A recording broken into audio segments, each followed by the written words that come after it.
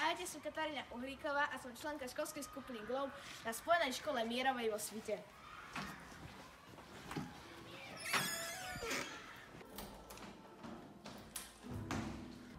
Ahojte, takže ja som volám Nina a v tomto videu vám ukážeme, ako sme merali každý deň vlastne teplotu.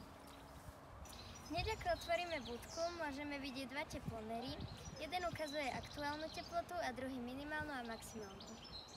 Takže tu nám môžete vidieť zrážkomer, ktorý sa nachádza presne 4 metre od našej meteobudky a ten nám vlastne meria zrážky. A ďalšia časť nášho merania sa nachádza v škole pri vchode, takže ideme tam. Takže tuto máme barometer, ktorý meriame tlak. Ešte taká malá pikoška. Čím nepriaznivejšie počasie je, tak tým aj nižší tlak. A čím lepšie počasie je, tak tým aj vyšší tlak. Ako tuto vidíme, akurát ukazuje 1023. Tak ľudne. Takže toto je barometer, ktorý meráme. Vejdeš tam potom kameru, veď vytrhaj tú trávu, nie? Ja som Katarína Uhlíková a som členka...